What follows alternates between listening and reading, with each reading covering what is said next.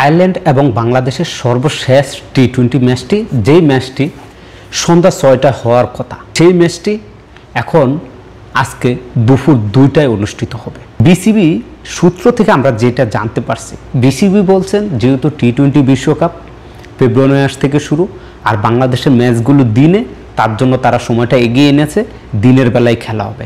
এই যুক্তিটা আপনার কাছে কতটুকু?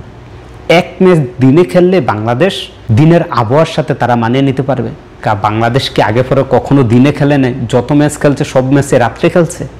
তাছাড়া আজকে মাত্র ডিসেম্বর মাসের 2 তারিখ, খেলা হবে ফেব্রুয়ারি মাসে। 2 মাস আগে একটি ম্যাচ খেলবে, সেই ম্যাচটি দিনে খেলবে।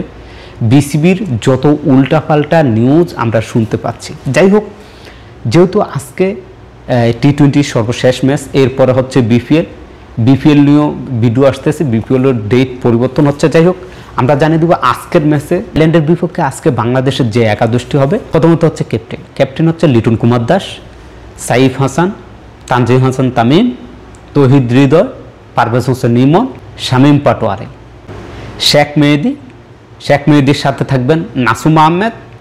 এরপরে হচ্ছে 3 পেসার নিয়ে মাঠে নামবে মুস্তাফিজুর রহমান, তানজিম হাসান সাকিব এবং মোহাম্মদ সাইফুদ্দিন। এই একাদশ নিয়ে বাংলাদেশ আয়ারল্যান্ডের বিপক্ষে 3 নম্বর অর্থাৎ সর্বশেষ টি-20 ম্যাচটি খেলতে নামবে। আশা করি ইনশাল্লাহ এই ম্যাচও আমরা জয় দিয়ে সিরিজটি নিশ্চিত করে নেব। খেলাধুলার সকল আপডেট পেতে এসপ্লের সাথেই থাকুন।